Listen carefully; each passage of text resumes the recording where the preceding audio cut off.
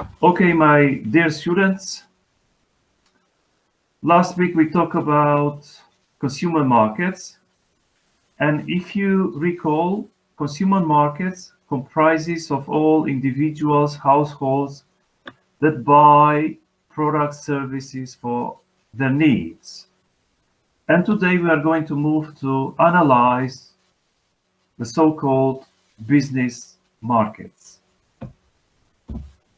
So today we will discuss together what comprises a business market and how business markets differ from consumer markets.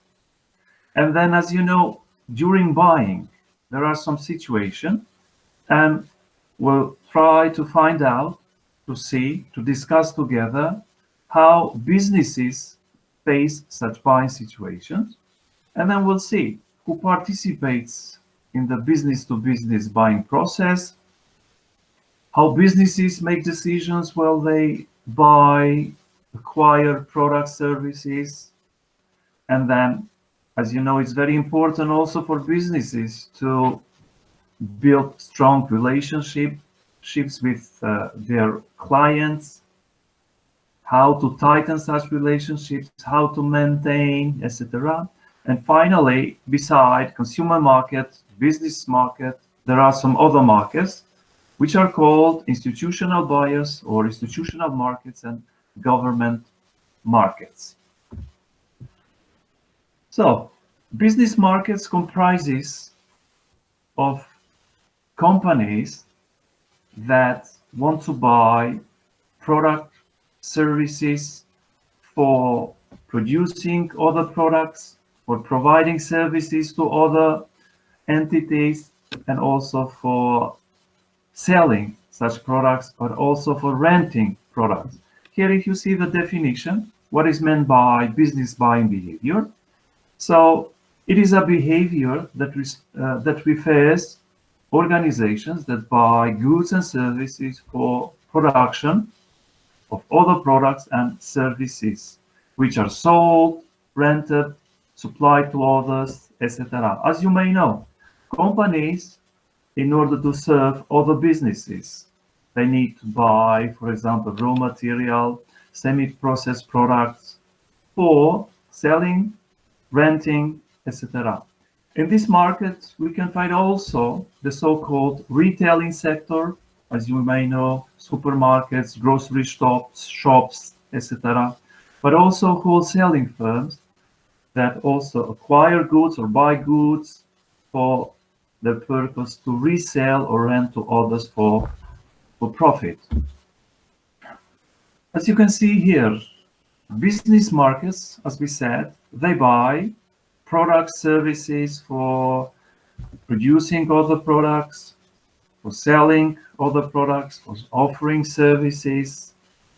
So you have many business-to-business markets in here. So you can see a market where clients can buy and sell agricultural products. Then you have products related with transportation, distribution, construction, forestry, manufacturing, communications, and finally you have banking and finance, a market where businesses need loans if they want to expand their businesses, if they want to come with a new product or launch a new product, so they need finances, and so they go to this market to get money, loans for their future eventual projects.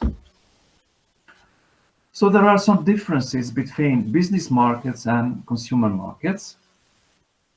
So business markets are fewer. Why do we say fewer compared to consumer markets?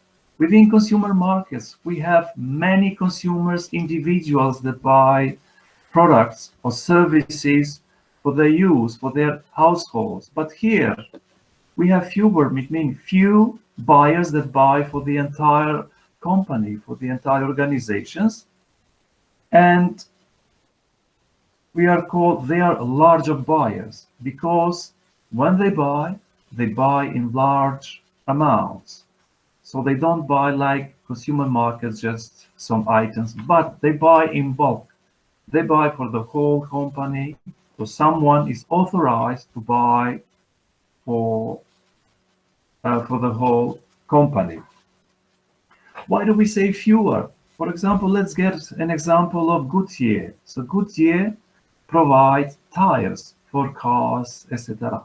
So even though they serve to millions of consumers that own cars, but still Goodyear's fate is linked with auto manufacturers. So Goodyear sells tires to automakers.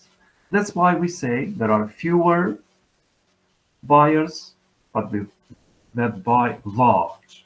Another distinction or difference between business markets and consumer markets, as you can see, business markets are geographically concentrated. So they are located in certain places, and those places probably offer them more competitive advantages. So we say some regions are special for some raw materials, some regions provide some good services for some businesses, etc. And then, while consumer markets, within consumer markets, we do not need to be very professional. We do not need to have so much know-how about products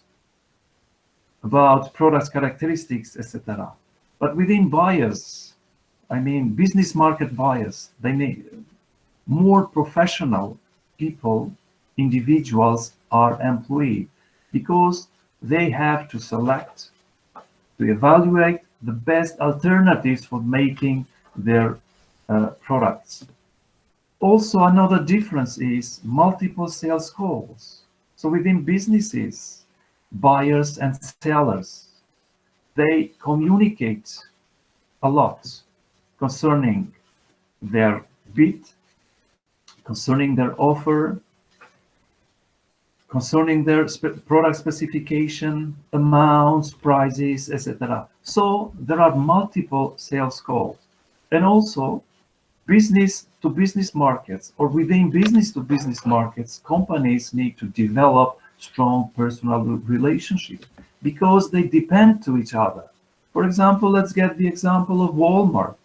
Walmart, since in its mission is to offer cheap products, it is linked with suppliers that offer cheap products, etc. And within Walmart mission statement, it is there won't be happen that a consumer or a customer to go there and not getting the product they want. So there is always stocks in there. So Walmart cooperates with suppliers, and suppliers control their inventory stocks.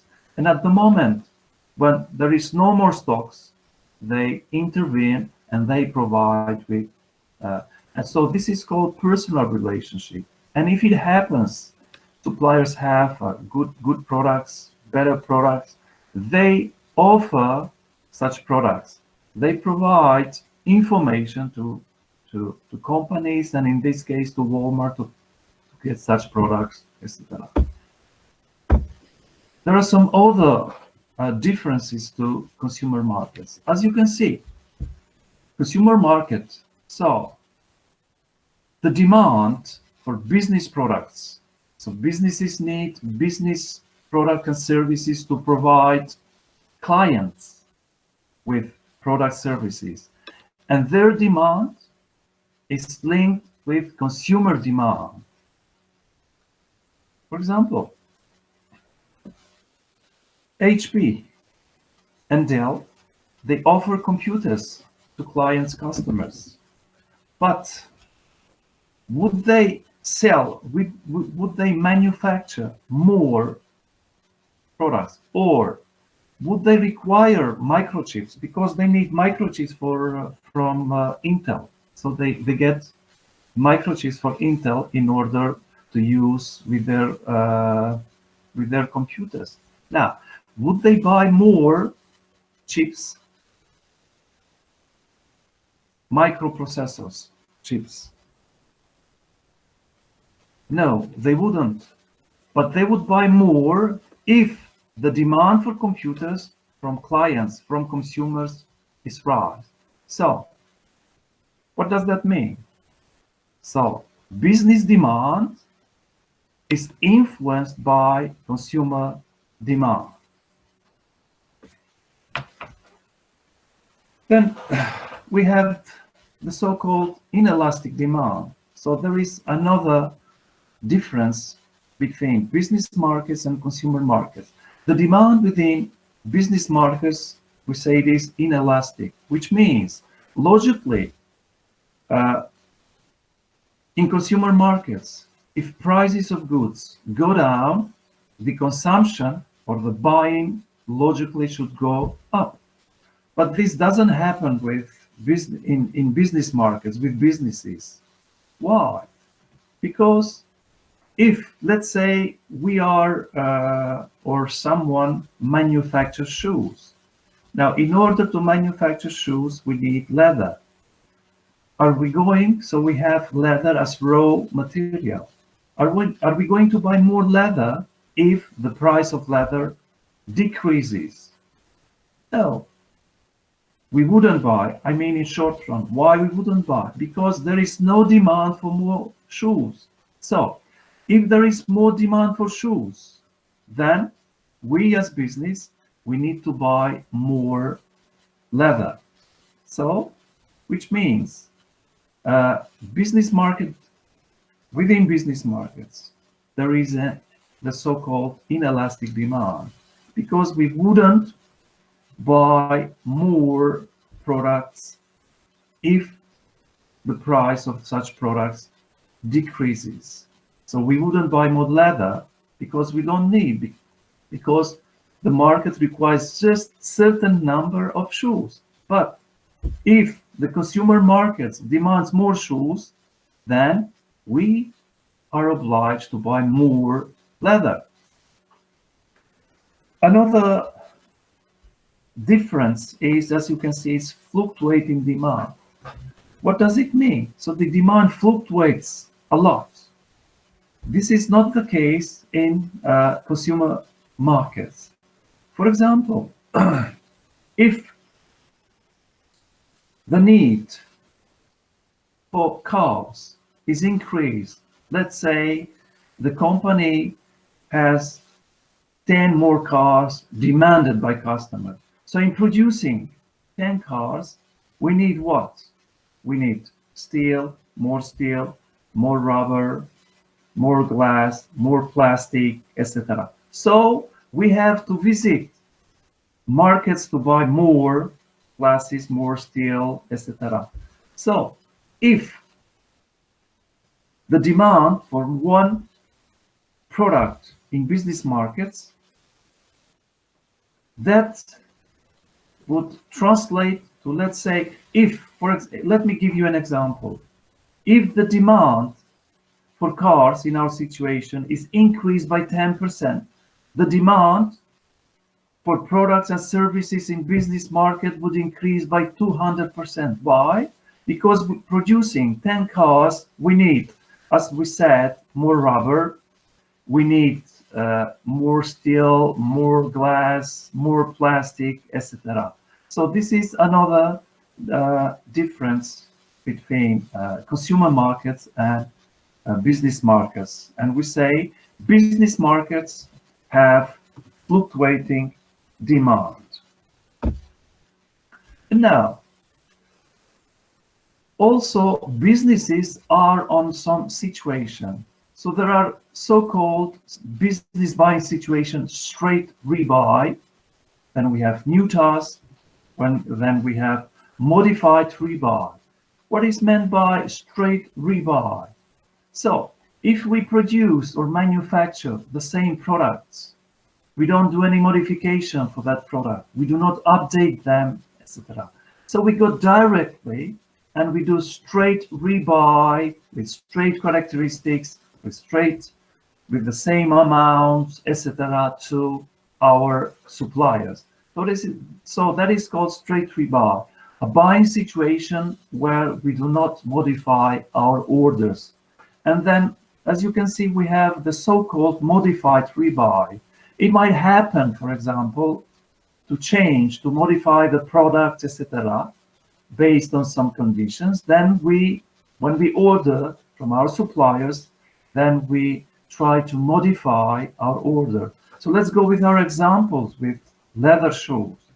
Now, leather, for example, if we need now to manufacture shoes for, let's say, for winter, and we need leather that doesn't leak, etc. So we might ask from our leather supplier to provide us leather that is waterproof, etc. So as you can see, we can modify our rebuy based on our product design, product modification, etc. And finally, it might happen within companies. So to be in a situation to go for a new task. What is meant by new task? A new task means if we want to come with a new product, with a new line of products, and in such case, we want to do a new order, to specify a new order, new characteristics, to agree upon new terms, prices, delivery, etc. So as you can see, business buyers are on three buying situations: the so-called straight rebuy, modified rebuy, and finally new task.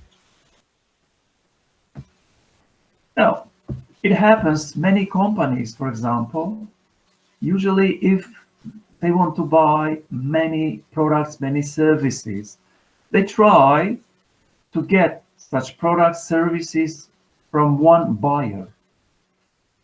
This is sometimes it is called turnkey projects, usually for example, if you want to build a plant, a factory, or whatever, probably you would buy the services from one seller, and that seller would offer you, let's say, from designing, constructing, installing the equipment, and all other things. But this is called system buying and selling, which means one buyer depends from one seller who is a like so-called prime contractor, and then he has other contractors that work for him and comply the whole offer with products, etc. And now,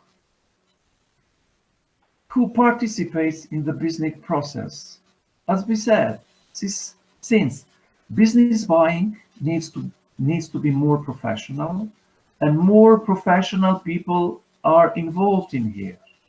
For example, someone is the initiator, usually those that use the product, the raw material to produce other product, those that need to sell the product or to rent the product for other businesses. Then there is someone called influencer. Then we have a decider, buyer, decider, approver, gatekeeper who keeps the information and finally informs the buyer. Now let's see users. Who are users? As we said, users are those that will use the product or services. Employees in their operations, in their production lines. So they need product, they need the service. And then we have influencers, those that have that define specification, and they have some information concerning evaluating the alternatives. Alternatives mean businesses that offer their bids. And then there is someone in that buying behavior situation, which is called buyer. So a buyer has the formal authority to buy the product, and then we have deciders, usually someone from the management, who has formal and informal power to approve the final suppliers. And as we said, gatekeepers, they control the flow of information.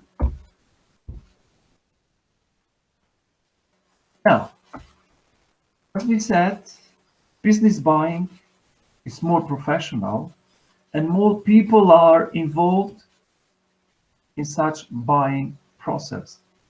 And now, there are some influences, there are some impacts that influence such people in the buying process.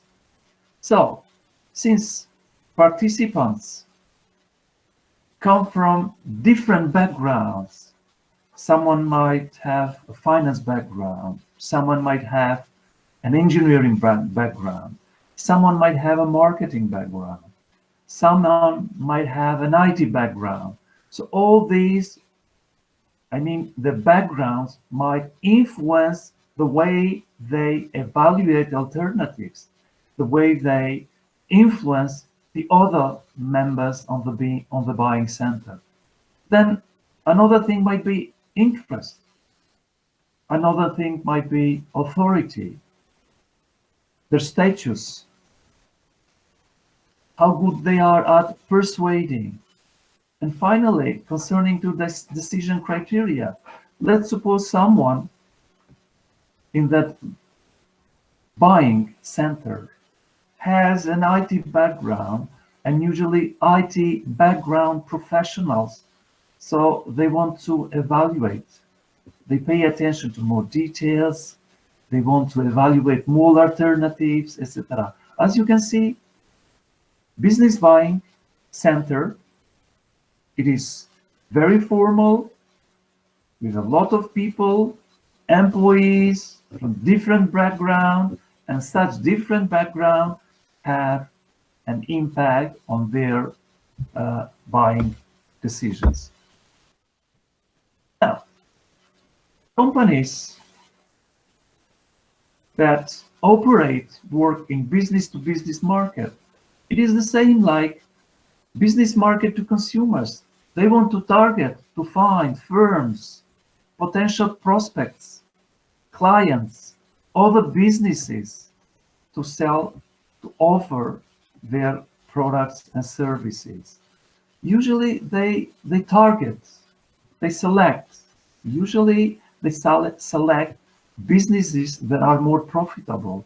So they want to find out who are such businesses, and also they want to find out their buying centers.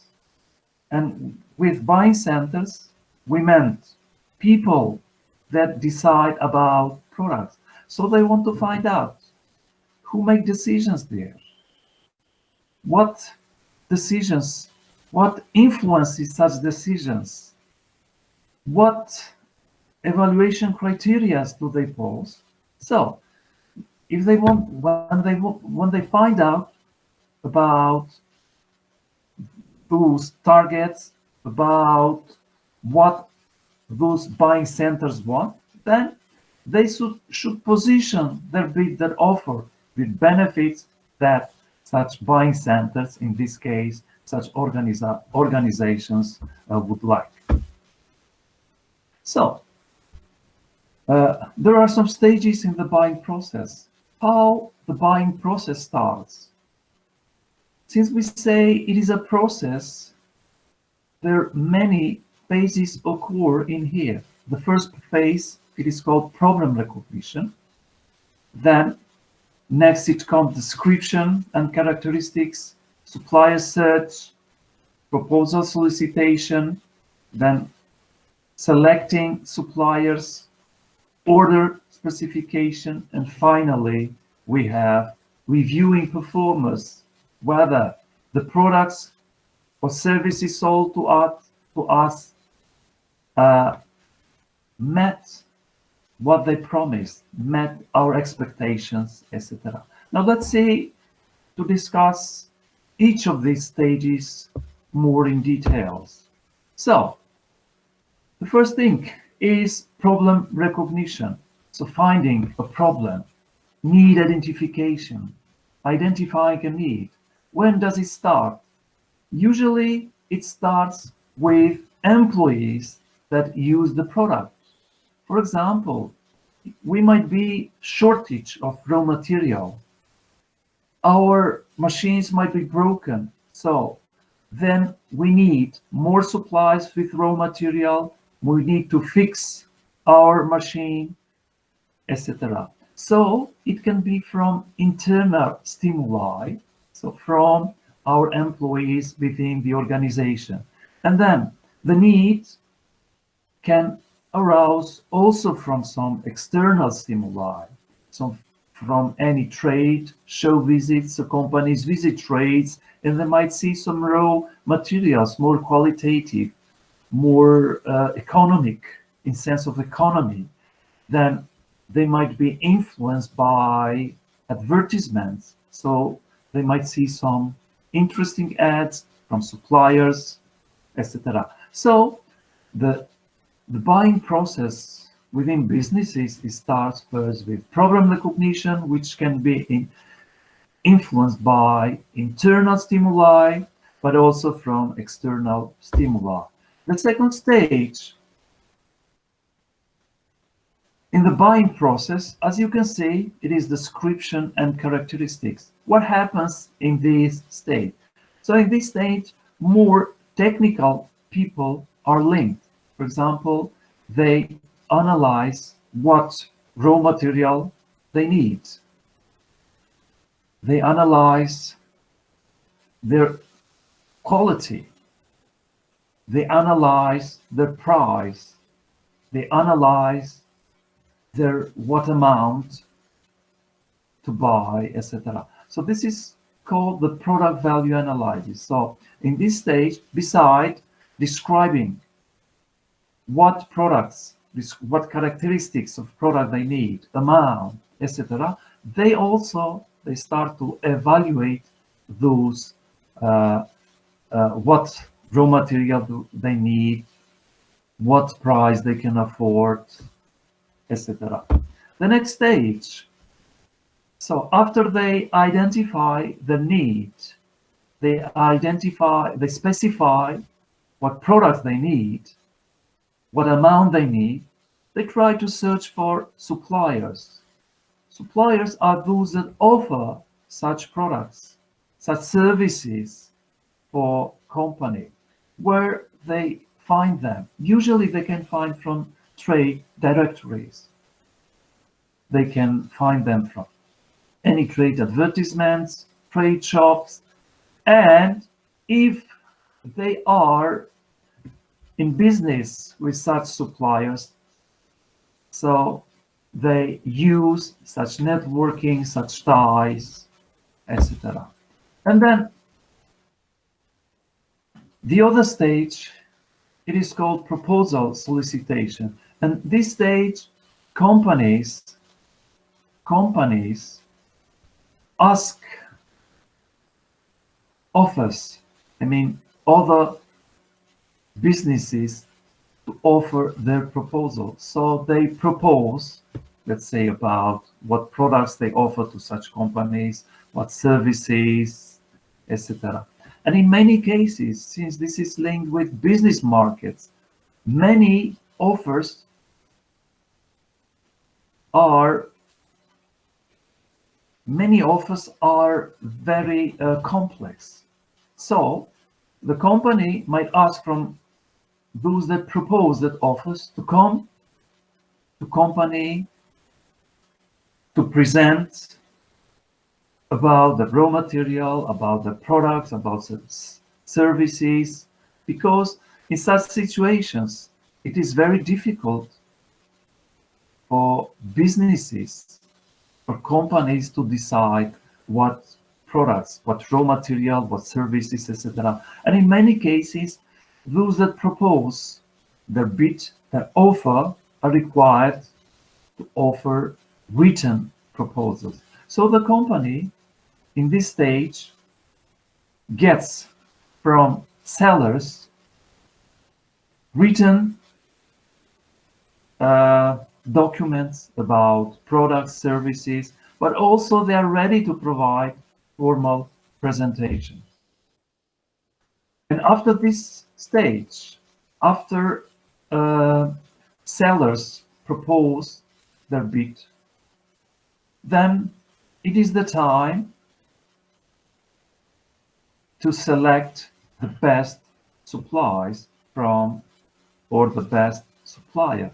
Usually companies or within the buying center, they evaluate all alternatives. They might use certain evaluation models. For example, they put certain loads to certain characteristics of products. So they might start by grading, by giving numbers 1 to 10 to all those items that are important, whether it be performance, durability, price, etc. And then they select some suppliers. And then when they select, let's say, the final supplier, after analyzing all alternatives, then the company or the buyer needs to do the so-called order. So they specify the order. While specifying the order, they tell about technical specification of products, what products or raw material, about quantity, about the time of delivery, when they need. What about return policy? If there are products, for example, or supplies damaged, and then what about warranties? But nowadays, companies want to use the so-called stockless purchase plan. So what does this plan mean? For example, they do orders and they agree with suppliers so to provide them, let's say, for a certain period of time. So when their stock is low, with low raw material, so the seller offers them during the year supplies with the same agreed price, with the same conditions, with the same technical specification, etc. And finally, we have the so-called performance review. So, while getting products, even in consumer markets, so we decide to buy products based on some expectations. Even in businesses, they buy products based on some expectations. And now they see whether expectations are in line with their perception or with their use of product. Did the supplies kept the promise? Are the supplies good, qualitative, as they were promised by the suppliers? So this is called end user evaluation. So the company that bought products, services, whether they be raw materials, machines, etc., they see whether they are good, they are satisfied, etc. And now, we mentioned that businesses, when they get products or services, they might be in 3 moods. For example, we said it can be straight rebuy, modified rebuy, new task. Now the question posed here is, are they going to the whole process of business buying? So let's say with starting with problem recognition, general need description, etc. So as you can see here, they go with all these stages only when in front of them there is new task. And what was meant by new task? A new task is when a company wants to, to produce, to manufacture, or to come with a new product, and in such cases it needs to go to the old. But when the order is modified, they want to modify, then they don't go to all stages. And when it's straight rebuy, they just order the same products with the same characteristics, etc. And finally, as we mentioned, it's very important to manage business-to-business relations. Even buyers are very dependent on suppliers, because from suppliers they might get qualitative products, qualitative raw material, qualitative machines, long-lasting machines, etc. And the nowadays technology helps a lot companies in business-to-business market to maintain and nourish such relationship. So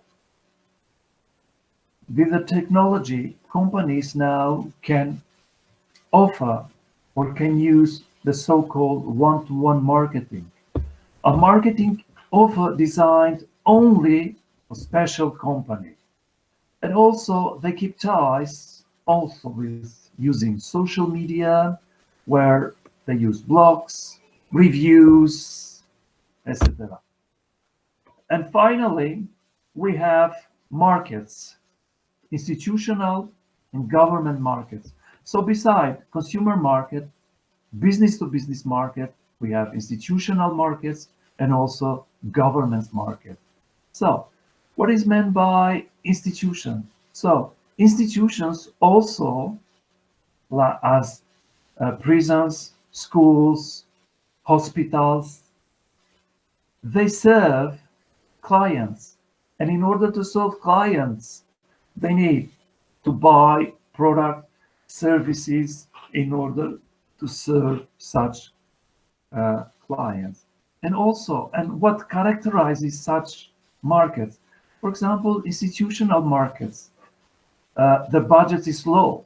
It's not the budget like in businesses, because as we saw, the budget within businesses is very large. But here, institutions have limit budget, and also their clients are so-called captive. For example, let's take the hospitals.